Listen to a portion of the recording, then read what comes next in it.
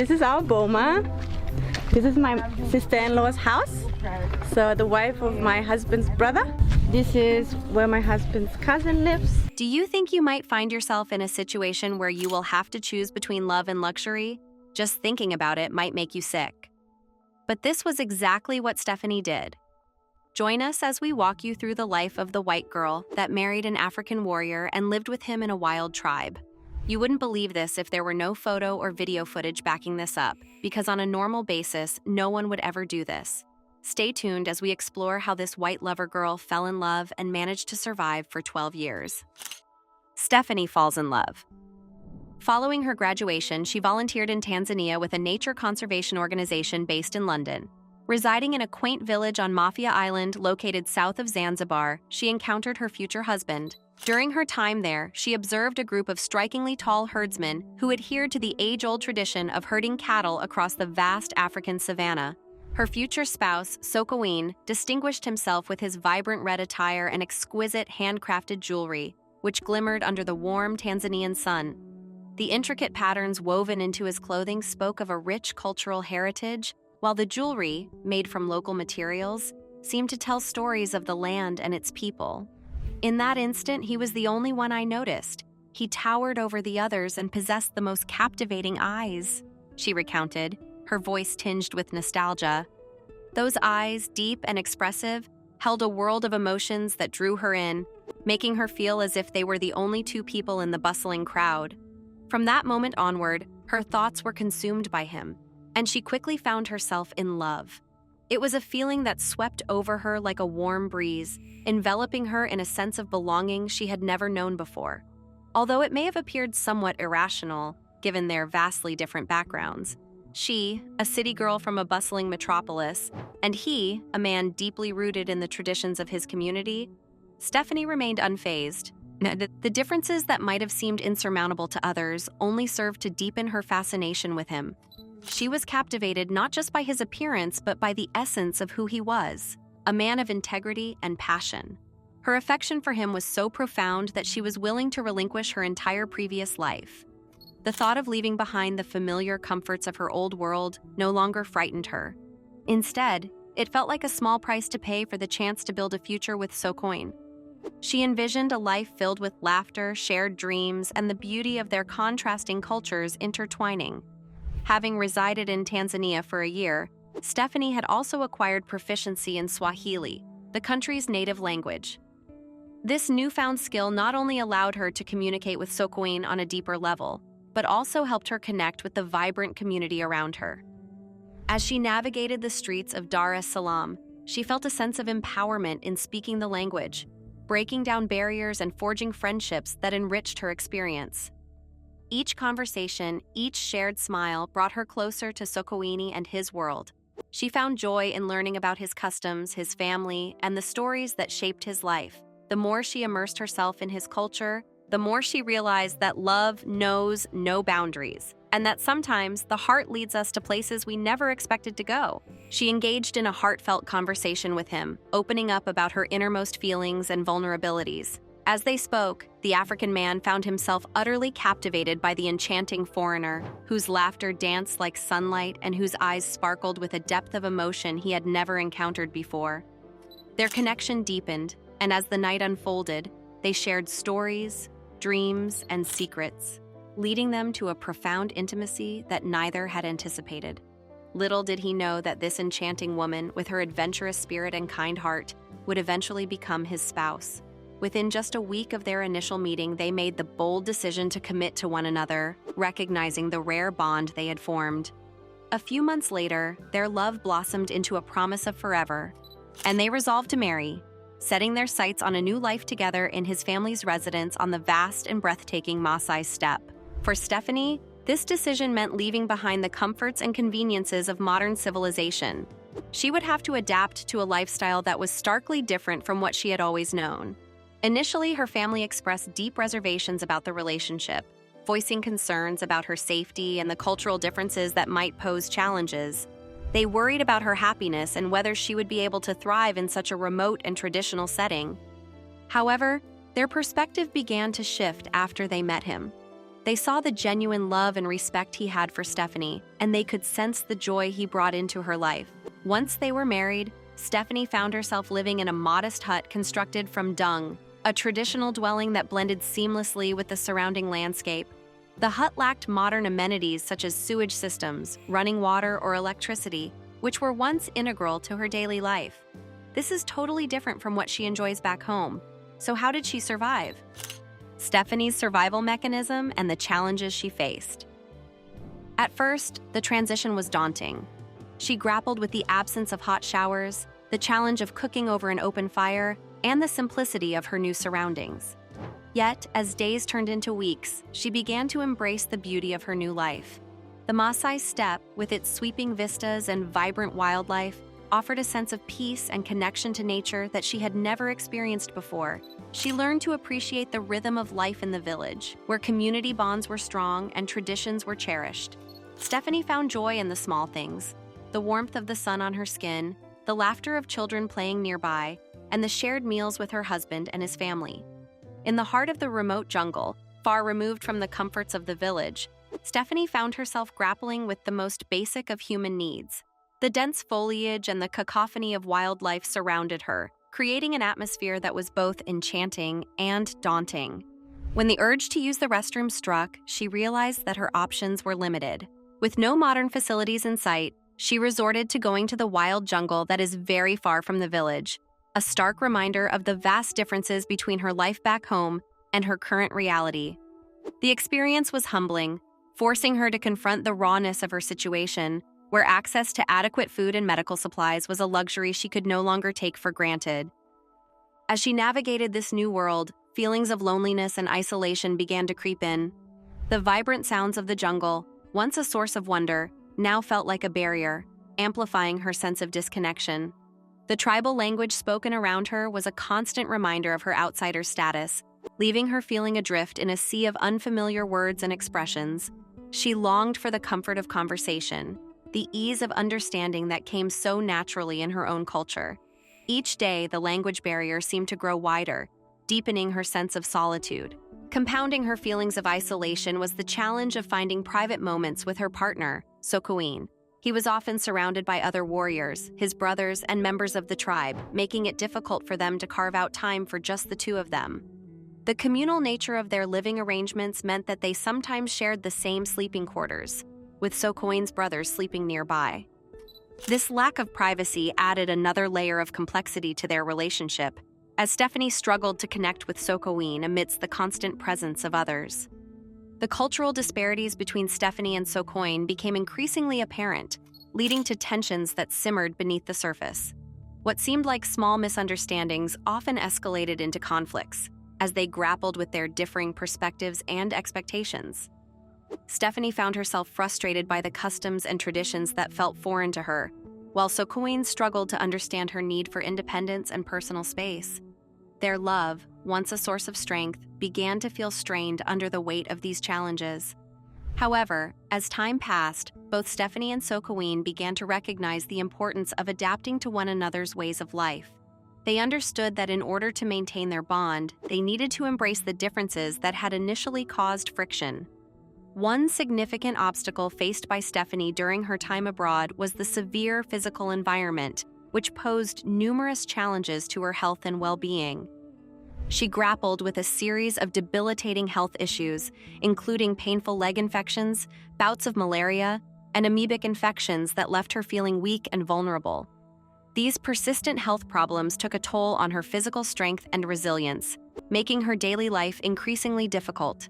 It is entirely understandable that after enduring such hardships for a year, she felt overwhelmed and yearned to return to the familiarity and comfort of Germany, where she could escape the relentless struggles of her current situation. However, the challenges Stephanie faced were not limited to the physical realm. They also encompassed significant psychological and emotional burdens. The isolation and discomfort of being in a foreign land, coupled with her health issues, weighed heavily on her spirit. The longing for home and the sense of disconnection from her own culture added to her emotional strain. Yet, amidst these trials, her love for her partner remained paramount. Stephanie was resolute in her commitment to their relationship, and was prepared to face any hardships that came her way for the sake of her cherished partner. This unwavering dedication highlighted the depth of her feelings and her willingness to endure adversity for love. Fortunately, Sokoine emerged as an exceptional source of support during this challenging period. He provided her with guidance, encouragement, and practical assistance, often prioritizing her happiness over his own cultural traditions and expectations. His selflessness and attentiveness made a significant difference in Stephanie's experience, helping her navigate the complexities of her new environment. Sokoine's family also played a crucial role in her adjustment, displaying remarkable kindness and generosity. They welcomed her into their home and culture with open arms, making her feel like a valued member of their community. "They were incredibly welcoming and tolerant towards me," Stephanie remarked, reflecting on her experiences with Sokoine's family. "They adorned me with Maasai jewelry and dressed me in their traditional attire. They ensured that I had all the basic comforts possible, caring for me as one would for a small child." This warmth and acceptance not only eased her cultural transition, but also provided her with a sense of belonging and support that was vital during her time of struggle. The love and kindness she received from Sokoine and his family helped to alleviate some of the burdens she carried, allowing her to find strength in her relationships even in the face of adversity. Adding more life to their relationship. In 2016, Stephanie experienced one of the most transformative moments of her life when she welcomed her son, Yannick, into the world. This joyous occasion was not just a personal milestone for her. It resonated throughout her entire family, bringing them together in celebration and love. The arrival of Yannick filled their lives with laughter and warmth, and Stephanie often shares glimpses of this happiness on her Instagram account. Through her carefully curated photographs, she paints a picture of a family thriving in joy, capturing candid moments that reflect their close-knit bond and the love that envelops them. Interestingly, Yannick's linguistic journey is unique. He does not communicate in German, Stephanie's native language. Instead, he speaks the language of his father. This choice was not made lightly. Stephanie has openly discussed her decision, explaining, "I chose not to teach him my native language, German, as it did not feel appropriate to me. Having left Germany 17 years ago, I have not looked back." Her words reveal a deep sense of connection to her current life and the culture that surrounds her. She further elaborates on her reasoning, expressing that it seemed disrespectful to the family who supported her during Yannick's early months to use a language that they could not comprehend. This decision underscores her commitment to fostering a sense of belonging and understanding within her family, prioritizing the language that connects her son to his father and his heritage. In this nurturing environment, Sokoine, Yannick's father, plays a pivotal role. He is deeply engaged in his son's upbringing, embodying the qualities of a devoted father. His involvement reflects the expectations of a Western man, where active participation in parenting is not just encouraged but celebrated. Sokoine's dedication to his role as a father is evident in the way he interacts with Yannick, providing guidance, support, and love. Together, Stephanie and Sokoine create a harmonious family dynamic, blending their cultural backgrounds and values to raise a child who is not only loved but also grounded in a rich tapestry of heritage. Their journey as parents is a proof of the beauty of multiculturalism, showcasing how love and understanding can transcend language and cultural barriers. In the Maasai culture, the upbringing of children is predominantly viewed as the mother's duty. However, Stephanie's husband, Sokoine, is actively challenging this long-standing norm. His commitment to breaking traditional practices extends beyond just parenting roles. He has also expressed a desire to remain monogamous, a significant departure from the prevalent custom of polygamy among Maasai men. This decision reflects not only his personal values, but also his deep affection for his wife and their family unit, which consists of their 7-year-old son. After 12 years of marriage, Stephanie and Sokoine have built a life together that, while not without its imperfections, brings them both joy and fulfillment. Stephanie candidly acknowledges that her marriage is not a fairy tale, yet she emphasizes the profound happiness she has found in her life in East Africa. "I am happier than I have ever been, and I have come to love this beautiful tribe so much," she remarked, highlighting her deep connection to the Maasai community and the cultural richness that surrounds her. Stephanie didn't just connect with them, she also tried the possible ways to impact their lives. Let's see how she was able to achieve this. Stephanie goes beyond love. In 2020, Stephanie took a significant step towards empowering the women in her community by initiating a project led by Maasai women focused on producing reusable menstrual pads. Recognizing the challenges that many women face regarding menstrual hygiene, she launched a crowdfunding campaign that successfully secured funds for sewing machines and training. This initiative has not only provided practical solutions to a pressing issue, but has also empowered Maasai women by enhancing their confidence and fostering self-sufficiency. Through this project, Stephanie has become a catalyst for change, helping to uplift the women in her community and challenge traditional gender roles, all while nurturing her own free will and embracing the beauty of her adopted culture.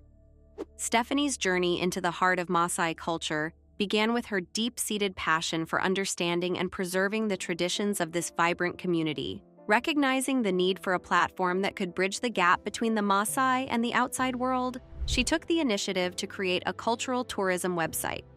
This innovative platform serves as a vital resource for visitors, offering them not only insights into the rich tapestry of Maasai customs, beliefs, and practices, but also inviting them to actively participate in the daily lives of the Maasai people. By providing opportunities for hands-on engagement, Stephanie ensures that visitors leave with a profound appreciation for the culture, fostering a sense of respect and understanding. To enhance the immersive experience, the website features multi-day accommodations that allow guests to stay within the Maasai community.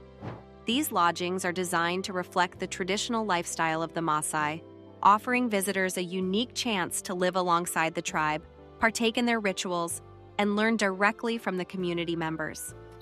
This approach not only enriches the visitor's experience, but also supports the local economy, empowering the Maasai people by creating sustainable tourism opportunities.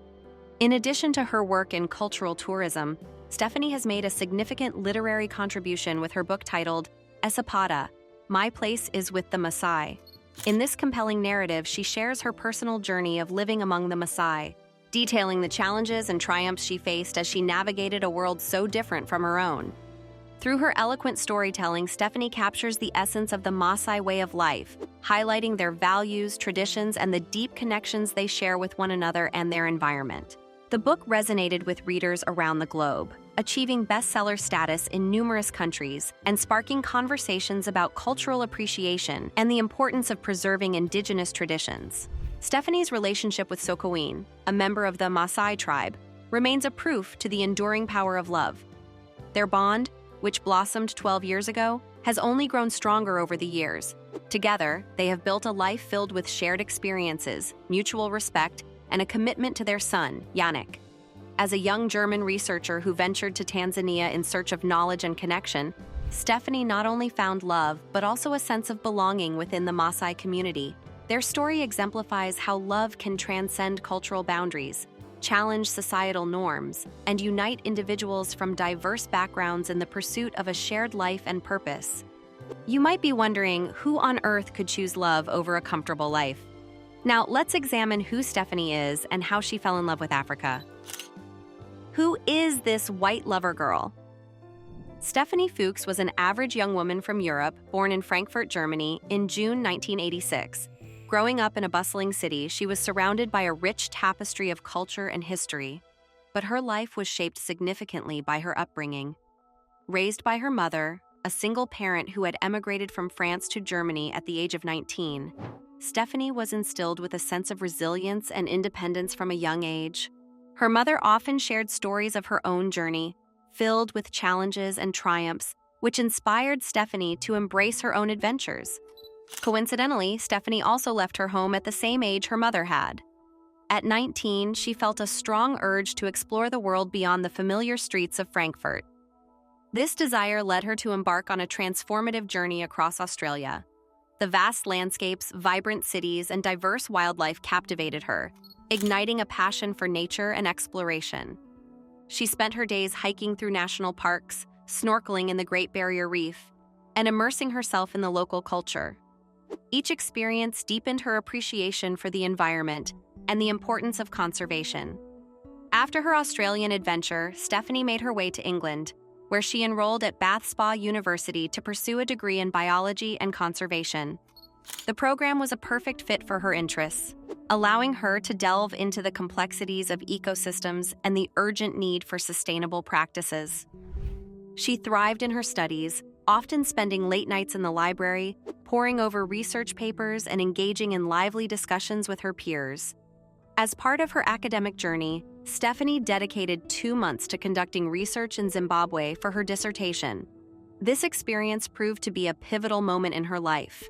Immersed in the breathtaking landscapes of Africa, she worked alongside local conservationists, studying the delicate balance of wildlife and habitat preservation. The warmth of the people she met, the vibrant culture, and the stunning natural beauty left an indelible mark on her heart. It was during this time that she developed a profound affection for Africa, feeling a deep connection to the land and its inhabitants. Upon returning to England, Stephanie vowed to return to Africa in the near future. She envisioned a life dedicated to conservation efforts, hoping to make a meaningful impact on the environment and the communities she had come to love. With her newfound passion and determination, she began to explore opportunities that would allow her to combine her academic knowledge with her desire to protect the natural world. Stephanie had a profound passion for travel and the exploration of diverse cultures. Although she could have chosen to marry in Germany and lead a contented life, such a prospect appeared monotonous to her. Instead, she yearned for experiences filled with travel and adventure. It was this yearning for traveling that set the pace for her future. As you already know what happened, let's explore what Stephanie had to say about the Maasai people after staying there for 12 years. Exposing her recent lifestyle and Maasai people's lifestyle. Starting with her daily activities, she rises at 7 a.m., the soft light of dawn filtering through her window, signaling the start of a new day. As she stretches and shakes off the remnants of sleep, she heads to the kitchen to prepare her breakfast. A steaming cup of chai, fragrant with spices and sweetness, becomes her morning ritual, providing warmth and comfort as she sips it slowly, savoring each drop. Once her chai is finished, she shifts her focus to her son, ensuring he is ready for school. She helps him with his uniform, packs his lunch, and shares a few encouraging words to set a positive tone for his day. After sending him off, she turns her attention to the goats, a vital part of their household. She checks on their health and well-being, then carefully releases them from their pen, watching as they scamper into the open pasture, eager to graze. As the clock approaches noon, she prepares for lunch, which typically takes place between 12 and 1 p.m. After enjoying a meal, she embraces a well-deserved period of relaxation. This time is not wasted. Instead, it is filled with creativity and community.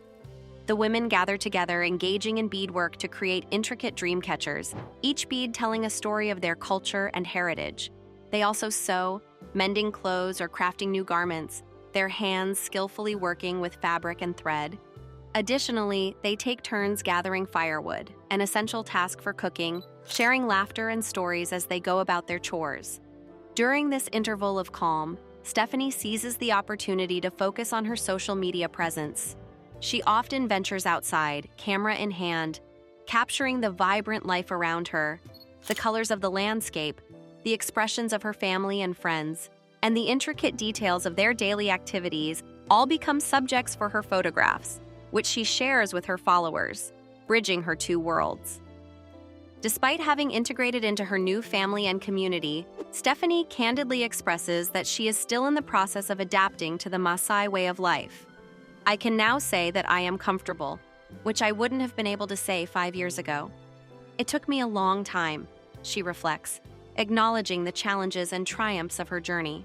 Each day brings new lessons and experiences, and while she has made significant strides, she understands that true adaptation is a gradual process, one that requires patience, understanding, and an open heart.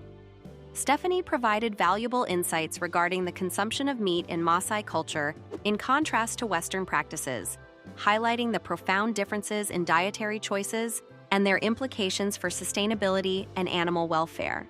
In Western contexts, the methods of meat production often raise ethical and environmental concerns, leading many to justify a shift towards a plant-based diet.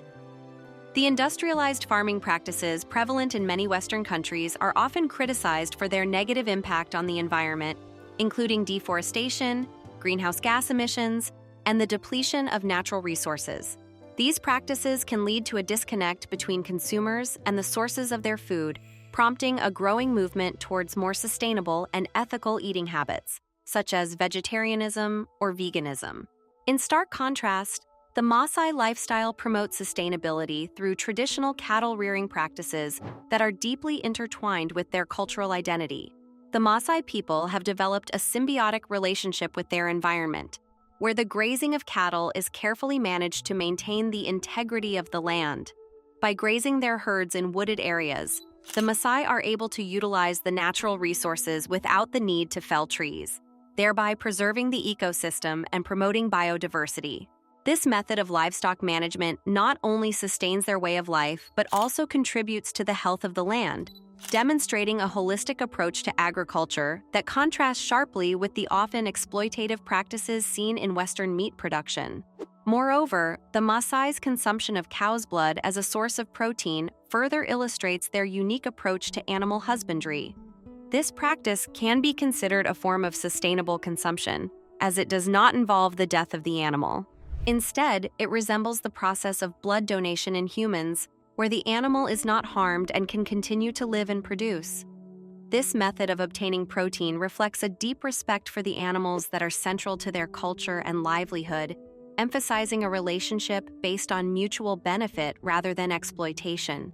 The Maasai's ability to derive sustenance from their cattle while ensuring the animal's well-being highlights a significant cultural distinction from Western practices, where meat consumption often involves the elimination of animals and raises questions about ethical treatment and sustainability. Stephanie's experiences with the Maasai have profoundly shaped her understanding of the intricate balance between cultural preservation and environmental sustainability. Through her interactions with the Maasai people, she has gained valuable insights into the challenges they face as they strive to maintain their traditional lifestyle in an increasingly modern world. One of the most pressing issues is the diminishing availability of land, which is critical for their pastoral way of life. The Maasai's cultural identity is deeply intertwined with their cattle, which not only serve as a source of livelihood, but also hold significant cultural and social value. The need for adequate grazing territory is paramount, as it directly impacts their ability to sustain their herds and, by extension, their way of life. As Stephanie delves deeper into the complexities of Maasai culture, she recognizes that the continuation of large families, a traditional practice among the Maasai, poses a significant challenge to sustainability. With limited land resources, the pressure on available grazing areas intensifies, leading to potential conflicts over land use and diminishing resources. Stephanie's educational background equips her with the analytical skills necessary to identify these critical issues and advocate for solutions that respect the Maasai's cultural heritage while addressing the realities of their environment.